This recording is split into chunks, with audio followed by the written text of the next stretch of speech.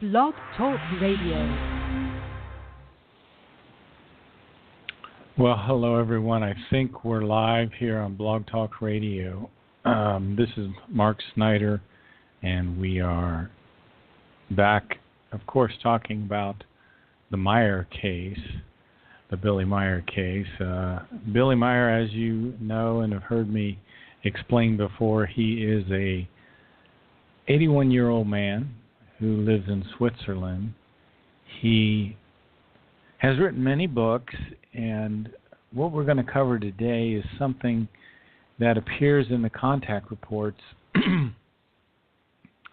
Billy's first contact was back in right around 1943, I believe. His contact person, Billy started getting telepathic messages from a man named Spoth. And Billy had contacts for 11 years with Spoth. Then right around 1953, he started to have contacts with a woman named Asket.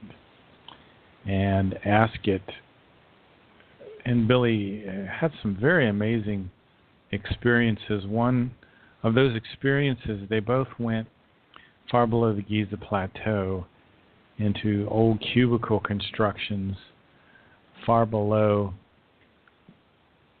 the Great Pyramid. And most people that have listened to the show have probably heard me talk about it. In fact, last show I talked about that to a degree. There was another very interesting contact that Billy had. It's in a contact report called Asket's Explanations, Part 4. And it talks about something that occurred in our past, a very, very long time ago. The Great Pyramid, according to Meyer information, is 73,000 years old. And it was built back in a time when the constellation of Lyra was kind of positioned directly over where the pyramids were built. And that was 73,000 years ago.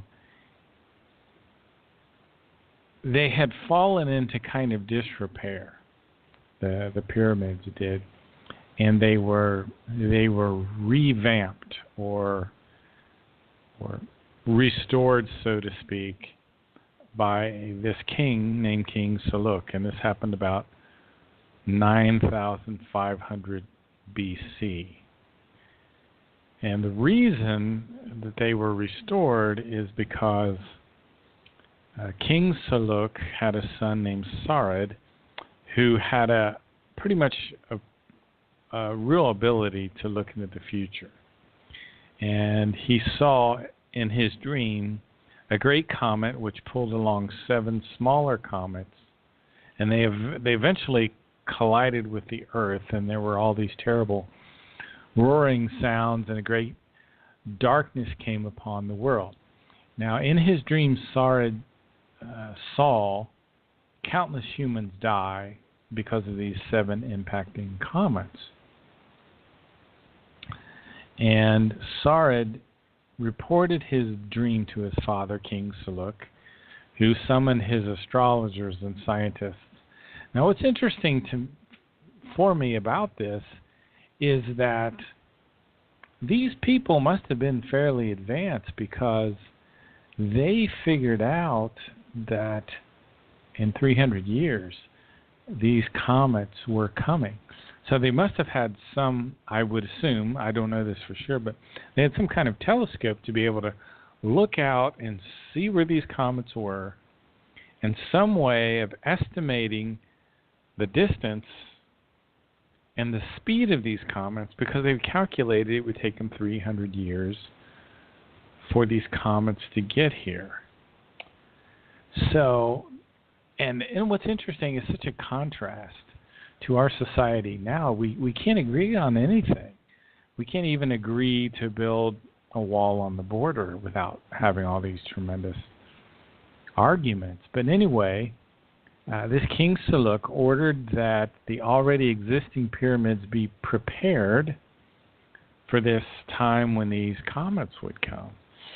So they created them and restored them, and they directed underground villages and stores of goods to be established. Non-perishable food was stored in the pyramids and these underground villages. And then the people listened, and they did all of this. So over the next 300 years, the pyramids were maintained. They were kind of restored. The outer sides of the pyramids were covered with thick layers of lime to keep the water out. And finally, when the gigantic comet actually came, it penetrated this universe and the solar system. It came from another space-time configuration. And this comet is called the Destroyer Comet. Now, just to give you a quick rundown again, remember, our universe has 7 different space-time configurations. Ours is just one of them.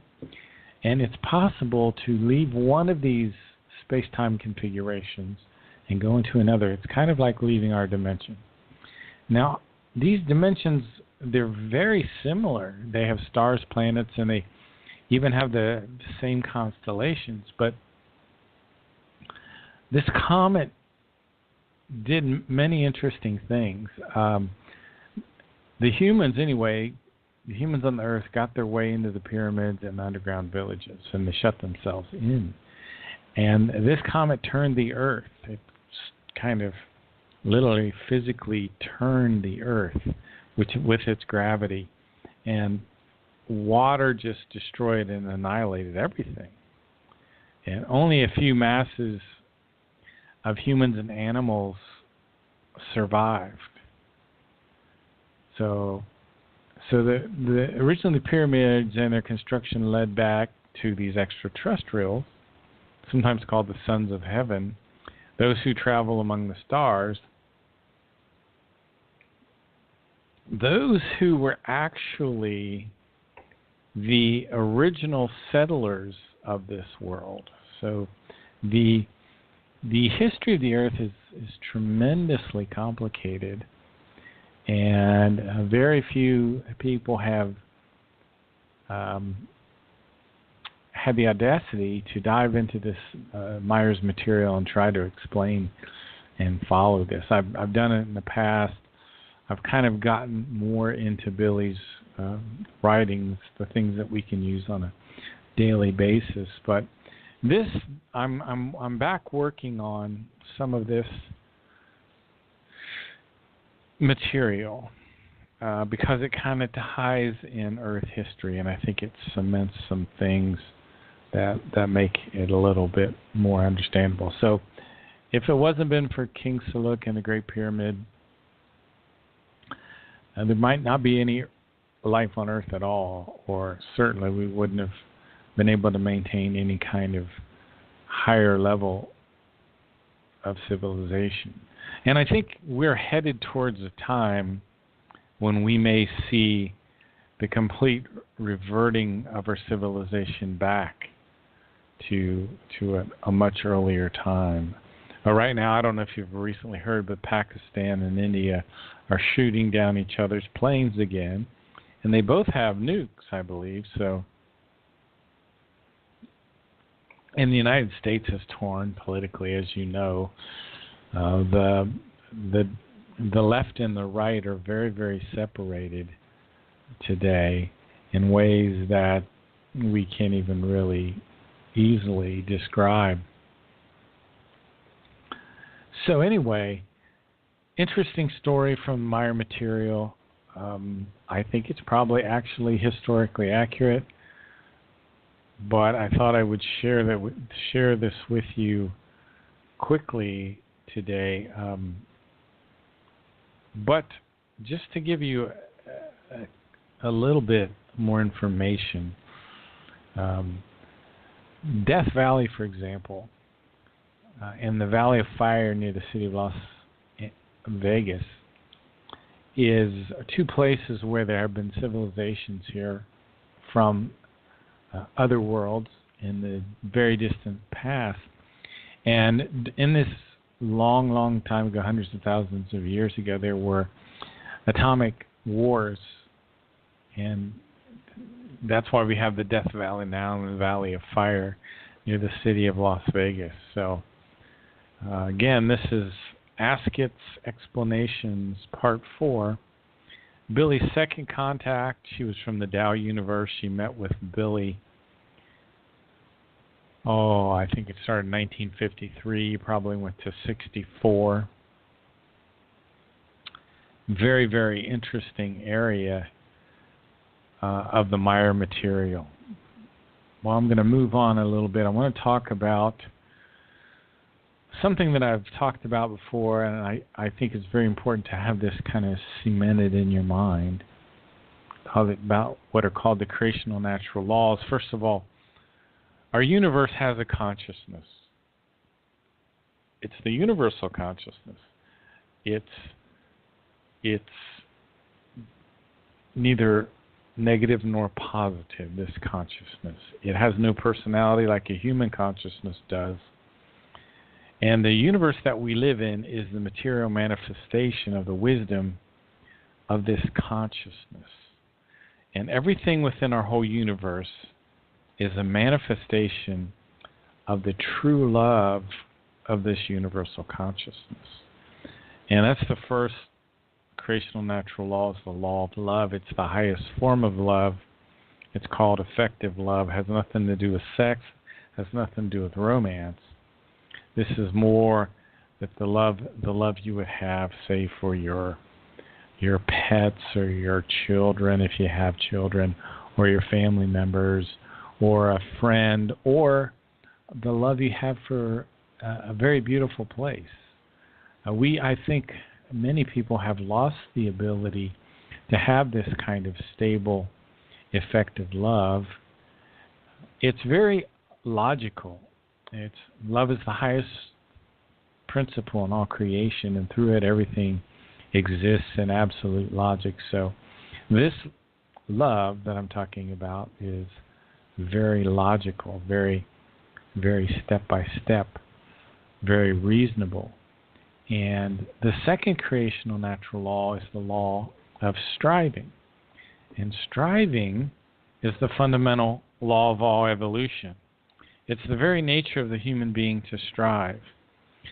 So without striving, there is no sense of life, and you'll be very depressed if you're slacking off on your striving. So we are designed from our very first breath to our very last to strive for higher, for more evolution, particularly where our consciousness is concerned. And one of the great dangers of religions are that they kind of stunt our growth in terms of consciousness. Because in order to evolve our consciousness, in order to strive, we have to have independent thought. And we have where the corporations now are working with the governments to squelch independent thought. Because independent thought allows for evolution. And evolution is a fundamental law of life. Without you striving, you will not evolve. And without striving, you cannot have happiness either. And this universal consciousness is striving all the time. That's why it's expanding all the time. It eventually will relax and go into a contraction and then go dormant for a while. But these are tremendous amounts of time. Our universe is actually 46 trillion years old. It's not a God. The universal consciousness is not a God. What has happened in the ancient past is the people of the earth, for good reason too, they've kind of anthropomorphized or added human characteristics to the universal consciousness. And they made it into kind of a person. In fact, we start then to worship people who are called gods. But this is not the nature of creation. But the creational law is striving. We should continue to strive. It's an incontrovertible creational law. We must continually learn more. We must continually strive. Must continually work. And in the very simplest case, striving means to be even doing, in some cases, mundane tasks. Now, striving is called the law of evolution. Is a prefix which means the most ancient. So, striving, if you are striving, you'll have a sense of progress. If you're striving, if you've gotten lazy and you're not working, then, it's okay to rest, of course. You got to take time to rest. But if your sense of striving becomes absent, then this power extinguishes and you lose your sense of life. And if the human can no longer strive for anything, then he or she feels with a deadly might that he or she is no longer of use for anything. And that as a human being, he or she has become impossible. So this is called Gewaltsamkeit in the German, and his or her existence has become forfeited. So the law of striving is very important. It's related to your happiness. It's kind of an inside thing that if you know you need to strive and you know you really shouldn't pursue happiness per se, but focus your striving and stay neutral while you're striving. Striving is your actual nature as a human being. And don't allow your nature to be nullified. So if you allow your nature, your human striving, your sense of striving to be nullified, then you will feel like you don't have a place in the world anymore. So there are a lot of bad feelings which just come about because of a lack of striving. Well, the third creational natural law is the law of harmony. And that means that you're going to have a neutral, positive thought process all the time. That your thinking is confident, you're optimistic, and you're relaxed, and you're cheerful.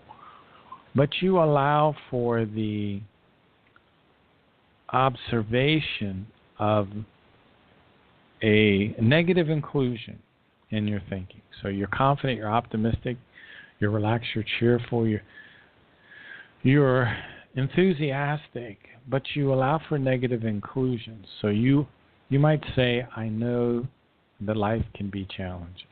I'm confident, I'm optimistic, but I know life has its difficulties at times. So this is the law of harmony. And this recognizes the bipolar structure and composition of everything that exists. This is called the law of harmony.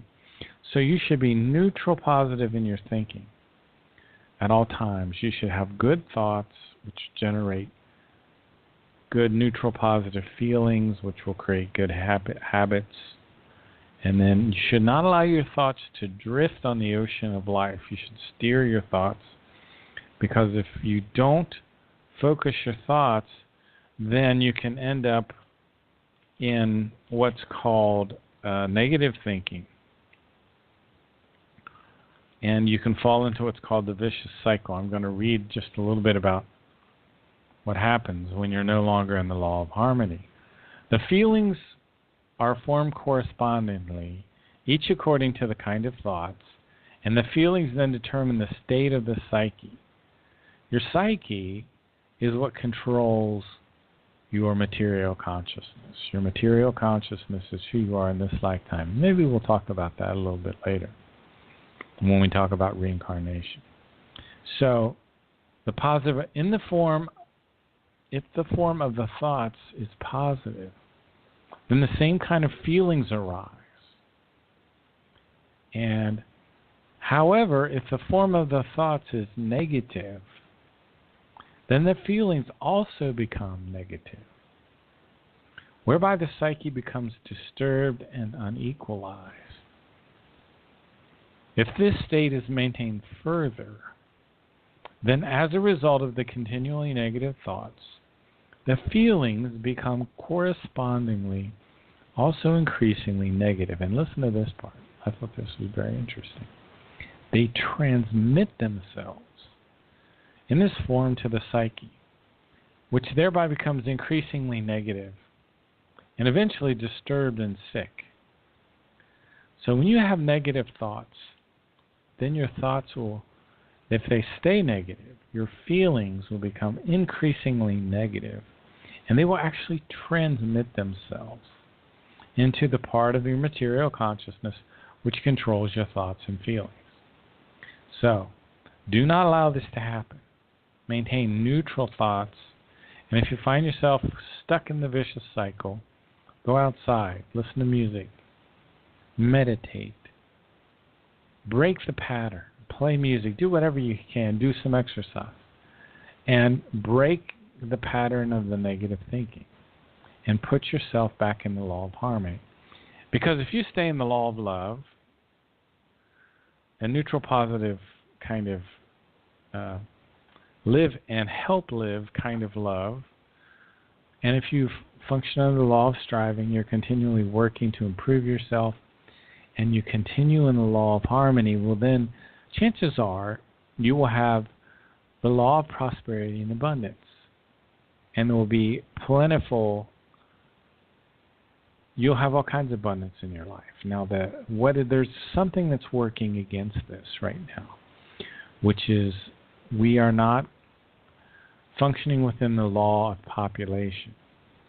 And really, it's true. Our planet, and I know it's written on the Georgia Guidestones, and the Georgia Guidestones are thought to be a negative thing, and they could be. They very much, some of it is negative, but the Earth really should only have about 500 million people on it.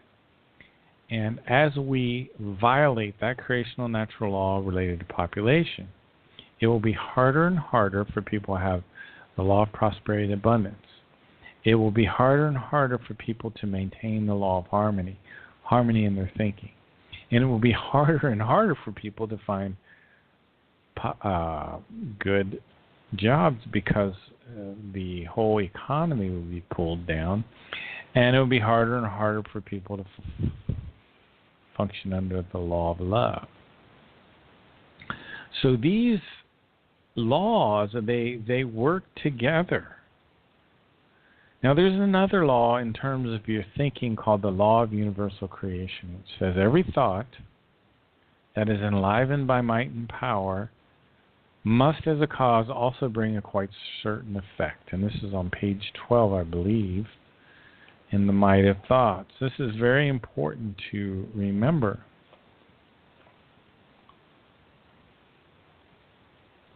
And let me read a little bit section here from the Might of Thoughts. If negative thoughts are maintained in this way, regardless of whether it is knowingly or unknowingly, because sometimes we're not conscious of the negative thoughts that we have, then negative effects will follow.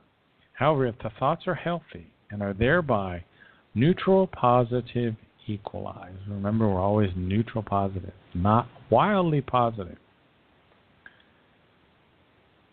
If you're neutral, positive, equalized thinking for negative inclusions, so if thoughts are healthy and are thereby neutral, positive, equalized, then the effect also corresponds to that. However, there is also room in the neutral, positive, equalized thinking for negative inclusions. In other words, we allow for observing the fact that in an imperfect world, of course, definitely in an imperfect world, we have some very difficult challenges.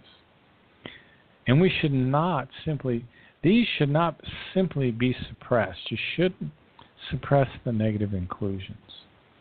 But must be processed in a neutral positive way in order to achieve an effective equalization. So what we're trying to do is be confident, to be optimistic, to be relaxed, to be cheerful, but to be realistic, to have a few negative inclusions. In other words, we know we're going to face certain difficulties and challenges here. So you must not think in purely positive or a purely negative form, but in a neutral positive equalized form with the same amount of both parts. So see, joy and sorrow are very close together, like day and night, like rainy weather and sunshine. So if the life of the human being, there has some joy follows sorrow. And there's an alternating in this, according to the form of thinking, which allows a certain might and power. So the law of universal creation is what I was talking about. The law of universal creation is a law of cause and effect, as it applies to all the creation area of laws. And precisely this law says that every thought, enlivened by might and power, must, as a cause, also bring a quite certain effect. So, and this is very interesting here, it says, everything which is kept concealed pertaining to the human being becomes obvious as a result of this cause and effect principle, since it is absolutely and unwaveringly exposes the mysterious realms of thinking. Once the effects of the thoughts become visible, audible, or perceptible, indeed for the particular human being as well as for others, the effects of the causal thoughts are therefore as visible as the material things of the world. So there's a real cause and effect principle associated to your thoughts. So your thoughts and the associated actions, it isn't the lottery that's going on. It isn't luck. It isn't chance. Your thoughts manifest certain things. So you create yourself or you destroy yourself based on your thoughts. So that deals with two creational natural laws, the law of harmony and the law of universal creation. So again, we talked about the law of love, which is effective love, not a romantic love, a brotherly love. The law of striving to continually improve yourself, to continually to evolve the law of harmony, be neutral positive in your thinking. And the law of universal creation says that every thought enlivened by might and power will have an effect, and that effect is directly proportional to the might and power of the thoughts. So, we're going to move on to the creational natural law of reincarnation, which we talk about a lot. And I think it's an important thing to talk about, because you are the sum total of all your previous personalities. Remember, your material consciousness does not reincarnate. You have one material consciousness for this lifetime, and you'll have another material consciousness for your next lifetime. Now, what we confuse this with, the confusion is the genetic memory thing. What is really happening is your spirit form, which is a fragment of the universal consciousness, comes into the body of the child at 21 days old, and it brings in a new material consciousness, which is a new personality for another lifetime. But stored in the subconsciousness are all the evolutive values of all the previous lifetimes. So you bring your wisdom with you, but it's kind of in the background, and you get these hunches or these impulses that come from the spirit form. And I've talked about it a million times, the reincarnation movie by Michael Uderbrick. It's called The Reincarnation in the Spirit Form, and Michael is a member of the Figu group in Canada. And he has a very good movie that's based on a book written by Billy called Rebirth, Life, Dying, Death, and Sorrow. And there is, it's a very, very good book. I don't know that Michael's translated it, but he's translated enough of it to be able to put together a great presentation. In order to evolve, the universe's consciousness creates human spirit forms and planets for us to live on. And the spirit form evolves independently through your material consciousness. And in each one of your lives, you get a new material consciousness. And I think we're 40 to 60 million years in physical bodies, and then we start to transition into kind of a spiritual state where we have a half physical, half spiritual body for about another 40 million years or something, and then we lose the need for a physical body altogether, and we're in a purely spiritual state for about 2.5, 3 billion years. Then we merge with creation, and at that point, our spirit form becomes conscious. Right now, it's not completely conscious. It is focused on getting the purest material in each lifetime.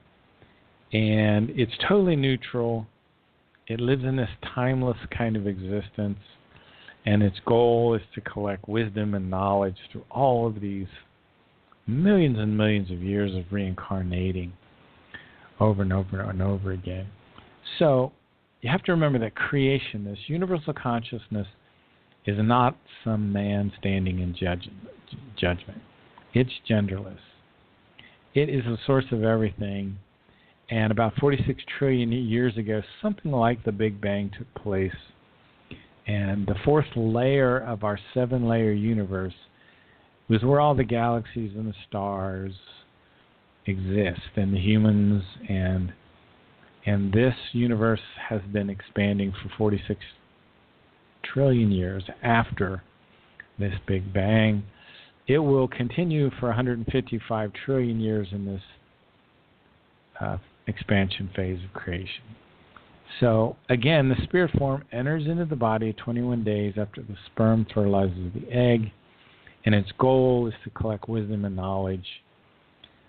And through all these countless reincarnations, eventually it merges back with creation, and it will help creation to evolve. And there's a book that Billy's written called The Decalogue that describes the creation, the universe's consciousness this way. It says, the creation is the being and the non-being of the life. It is the most immense mass of spiritual energy in the universe. It is spirit in its purest form, and unmeasurable in its wisdom, knowledge, love, harmony, and truth. It is pure spiritual intelligence.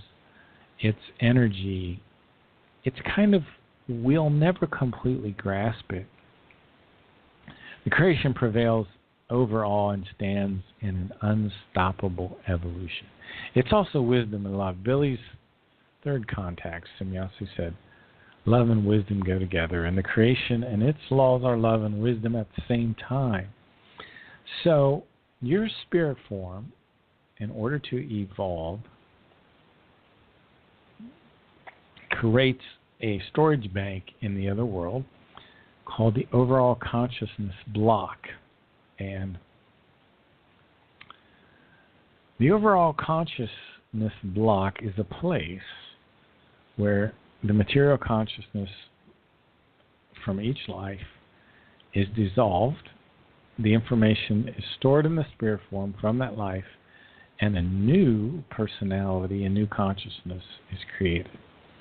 So the overall consciousness block creates and programs a new consciousness and a new personality. And the consciousness block, that's the new one, is where the personality, the consciousness, the ego exists. So again, at 21 days after conception, the spirit form and this consciousness block enter into the body the heart starts to beat. The Geist form, as it's called in the German, goes into the superior colliculus in the body, and its spiritual energy goes throughout every fiber of the body, but still the spirit form is not affected by anything in the material realm. And somehow it stays in its own realm at the same time. And the spirit form will not be influenced by the material world, not through sickness, not through disease.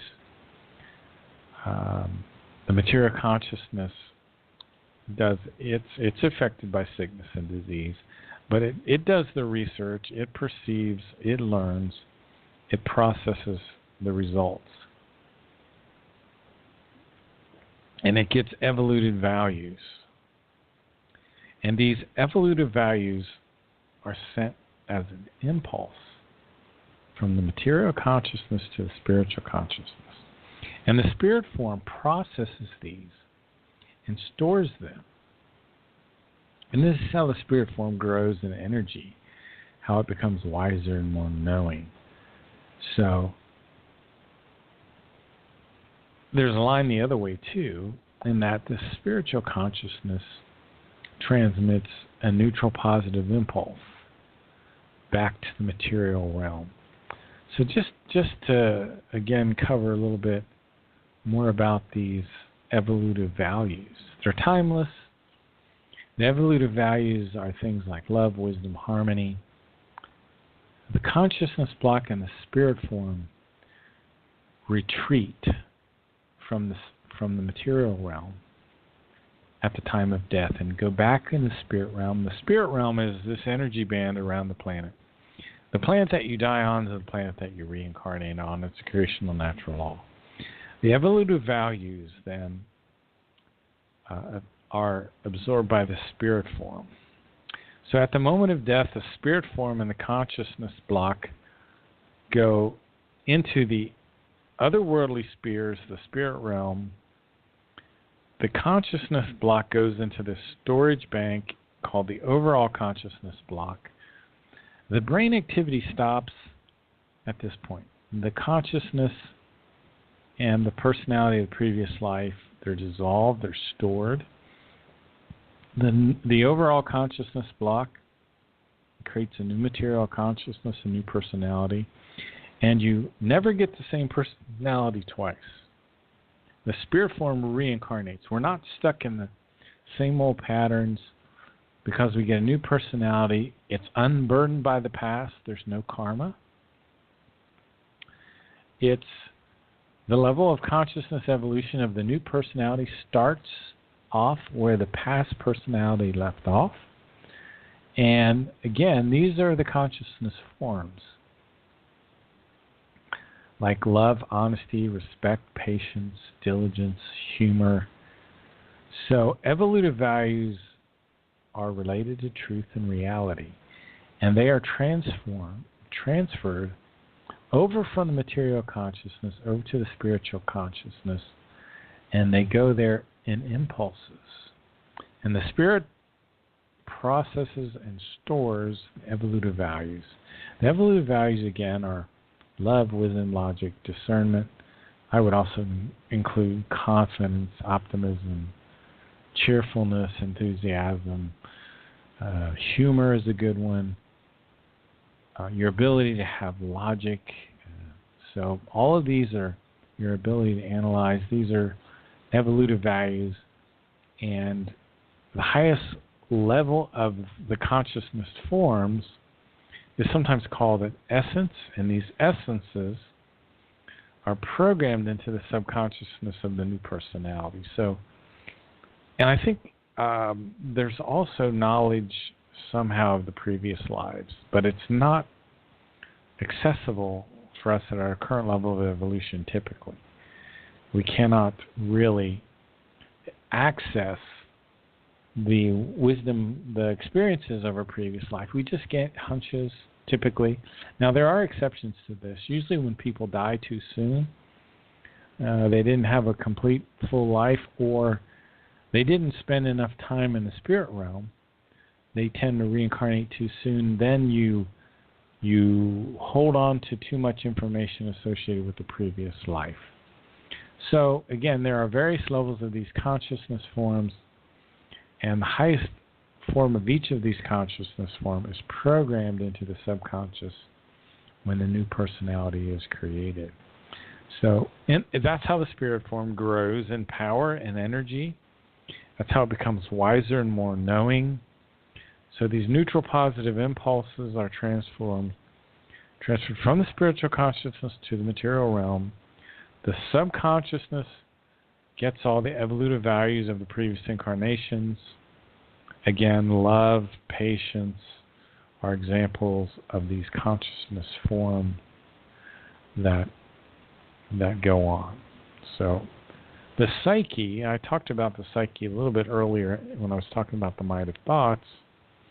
The psyche is the finest material part of the human being. It's also related to your feeling center, which is located around your chest. And there is even an aspect of the psyche that's identifiable by smell, which is very bizarre and interesting. I want to talk about the spirit form of Nokodami. You know, Billy has these previous lives. He's been Enoch, Elijah, Isaiah, Jeremiah, Emmanuel, Muhammad. His spirit form has incarnated as these people. Also as Aristotle, Socrates, Galileo, Rasputin, and others. So the Nokodamian spirit form, it has a very high stage of evolution. But that doesn't mean that the human in which the spirit form is reincarnated would be something other than a simple human being, which you will see this in Billy. This is a very interesting phenomenon. For example, his consciousness and personality, which thereby arises from it, are inevitably adjusted into the present human's evolutionary circumstances. That's why you see this great, bizarre, interesting contrast in Billy when he's speaking, or when you're reading his writings. Sometimes this very profound wisdom comes out, but yet the man himself is very simple, very down to earth, and this is quite pragmatic. So that means the human being can be primitive, but have these knowledge of spiritual matters so high that's incredible. So the consciousness and the personality are different than the spirit form. The spirit form always contains a much higher evolutionary stage than the consciousness and the personality. So it's very interesting. And, you know, the material consciousness can be really bad at times, very unhealthy, very inappropriate. The spirit form is always neutral positive. Now, everything that we think is stored in the planetary storage banks. And there's a unique frequency associated with all of our thoughts. Our ego, our consciousness forms can be accessed by other people if they can recreate the same frequency. Now, we've talked about the fluidal forces associated with our thoughts, and that the fluidal forces are electromagnetic vibrations that each person emits. And they influence our consciousness, and I think they affect the storage banks in some way. So your fluidal forces also affect your clothing. Your watch can absorb fluidal energies, the walls of your house. Cremation is bad because it destroys the skeleton, which contains concentration of these fluidal forces. And you can almost think of these fluidal forces as a memory of sorts. They can act as a back connection to the personality. the heart that is transplanted into another human being can actually affect the person that gets the new heart. And that's because of the fluidal energies. So what happens with overpopulation? And we are tremendously overpopulated. Even though you can fit all the people of the world into Texas, we're very overpopulated. Let me give you an example of why. It's because it takes a gigantic infrastructure to support 7.5 billion people. For example, if you were going to give each person a modicum, a small amount of beef, if the whole world is going to eat meat, then you could say, well, we're going to give each one of these each one person one cow, one grown steer. 1,200 pound steer produces about 500 pounds of meat. And that 500 pounds of meat, let's say a person lives 100 years. Well, you're only going to get 5 pounds of beef a year. That's not very much if you live 100 years. 5 times 100 is 500 pounds, which is equal to one side of beef. So if we give each person a cow in this fictitious 7.5 billion people that all crammed into Texas, what I'm going to show you is that if you're going to feed these cows correctly and let them range freely and give each of them 2 acres, 7 billion times 2 acres is 14 billion acres. Now, I know you can do it other ways. You can have factory farms, which are very unhealthy, and cram all the cows into these buildings, and they defecate and urinate thousands of cows into this place where they stand, and they don't get any sunlight, and they don't get any exercise, and they live in misery their whole lives, and then they're sacrificed for food, and they're given grain to eat, which changes their whole internal system. But it's much healthier to feed cows grass, and that way they have a different kind of organisms living within their body. And when we eat the meat, the organisms within the cow that shouldn't be passed over into the human body will die easily, quickly, because the pH of the cow is more related to the grass rather than the grain. The cow should be able to freely graze on 2 acres of land each cow. So you should have, if you're going to have 7 billion cows, one for each person, they would require 14 billion acres. That's 21 million square miles just for the beef of your 7.5 billion people that are crammed into the northern part of Texas. And that 14 billion acres is equal to 21 million square miles, which would be all the space in South America, Mexico, United States, Canada, and Russia. Now, we're not even going to talk about how much chicken or turkey or other vegetables it requires to support that 7.5 billion people crammed in Texas. We're not going to talk about the factories it takes to support 7.5 billion people who then, would you give them cars? Then you're going to have to also have gas stations. And again, it goes on and on and on. The whole infrastructure for 7.5 billion people is massive. Now, it depends on, to a degree, how modern the civilization is. But if we assume that they're all going to live like the people in America, it's going to require the whole rest of the earth and more to really safely give all the food and all the clothing and all the cars and all the houses for all of these people. So anyway, That's why we have spirit forms that are reincarnating, in some cases, a little as half an hour after death, because there's the need for a spirit form to go back into a body. Now, when someone reincarnates too soon, they get strong impulses and remembrances of the earlier personality. They tend to make world news because they remember their previous lives, what happened in their previous lives.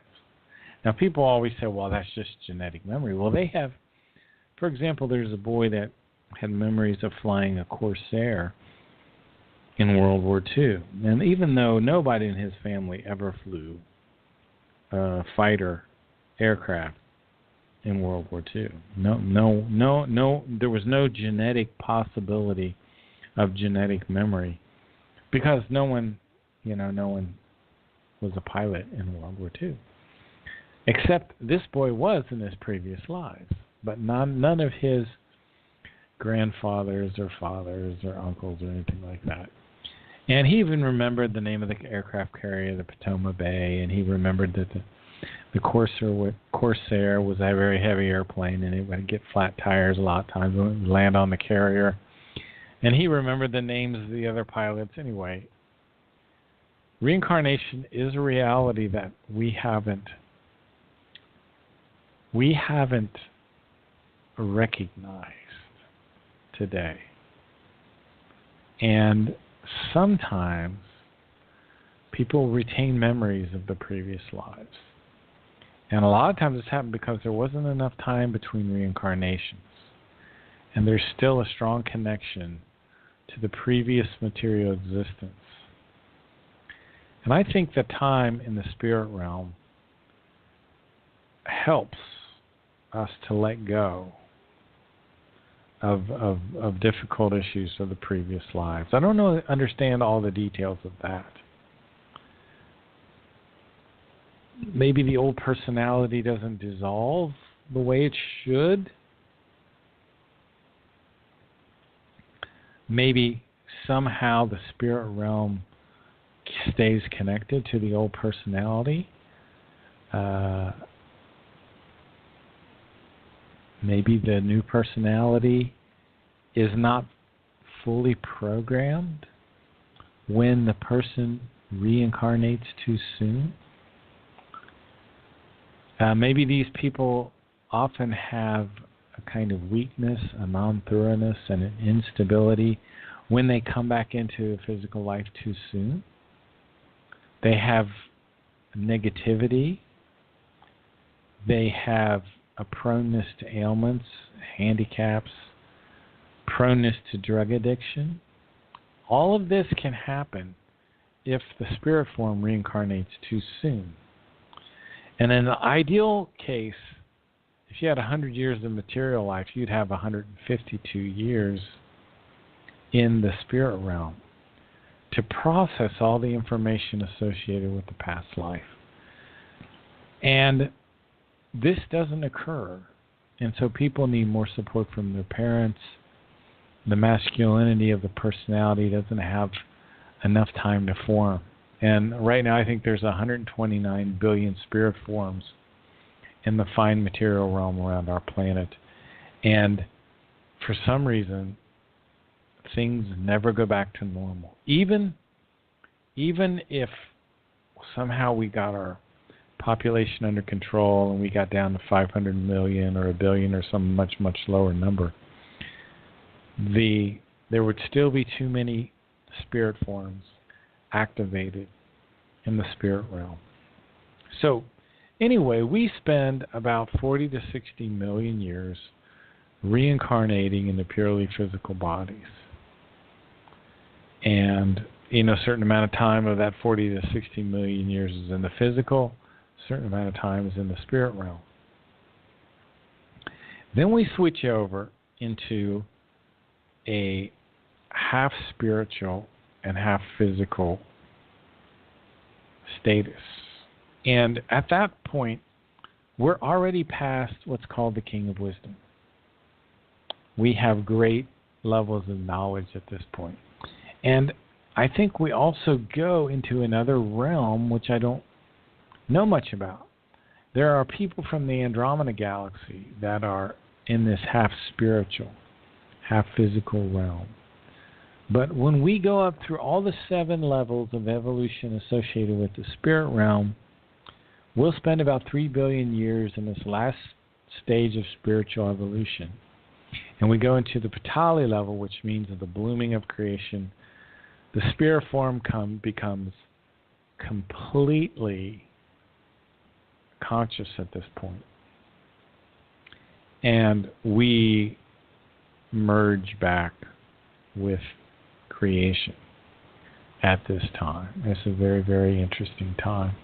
So anyway, I wanted to take a little time today to review some of these concepts associated with, first of all, we talked about King SAHLUK and the Great Pyramid, and I talked a little bit about the creational natural laws, and we finished up with reincarnation. And I hope this information has been beneficial to you. I know it's been beneficial to me to bring it to you.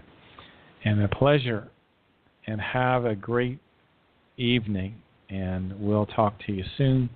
You've been listening to Ohio Exopolitics and some of the spiritual teaching associated with the Billy Meyer case. Have a great day.